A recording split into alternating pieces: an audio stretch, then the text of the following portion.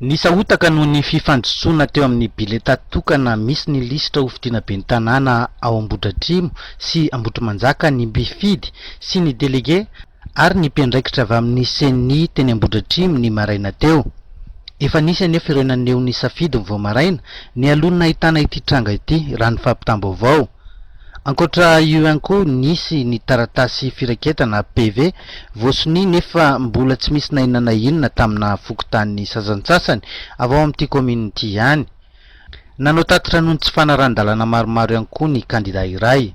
Hatramin'ny maraina dia azo lasaina hoe tsy dia tena mandeha araka ny tokony misy satria ohatrany tato amin'ny EPP Ambohidratrimo salle 3 4 5 6 dia bulletin avy any Ambohitrimanjaka no tonga tao. Efa teo amin'ny tamin'ny valo mahery teo vao zay vao nisy tonga lista vaovao indray avy any nentina tsy haiko lista ohatrany ahoana fa misy fotoana tamenamena amin'ilay ambony dia efa mandeha izy amin'izao fotoana izao aloha. Zay voalohany. Zavatra faharoa hitako teny Ampanatovana rehefa maraina teo ny CENI no milaza fa hoe intact tsara ny lista ary tsy azo kitikitihana fa le lista tamin'ny députation ihany no ampiasaina amin'ny maire.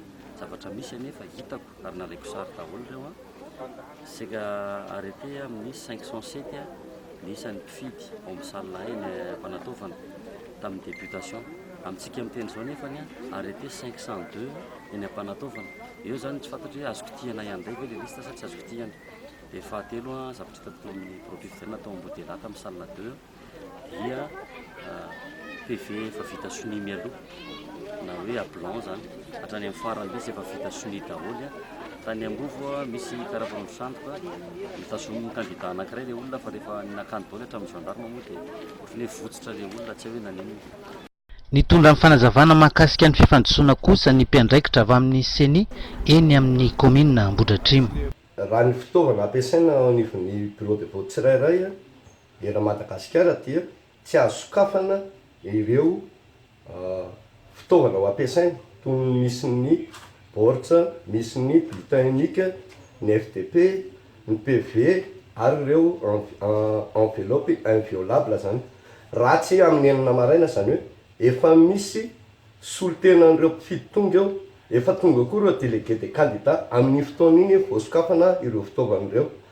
Rehefa tonga tamin'ny enina maraina dia niteny an'izay ny président hoe misokatra amin'ny bureau de vote misokafana ireo fitaovana. Rehefa nisokafana ny fitaovana dia ireo tamin'io bureau de vote anankiray efatsy ireo zany EPP salle 4, salle 5, salle 3, salle 4, salle 5, salle 6 eto amin'ny commune Ambohidratrimo zany fokotany Ambohidratrimo, EPP Ambohidratrimo. Dia ny eo avelan'ilay boky izay misy ny bileta tokana zany ny fonony dia any Ambohidratrimo marina aloha le izy.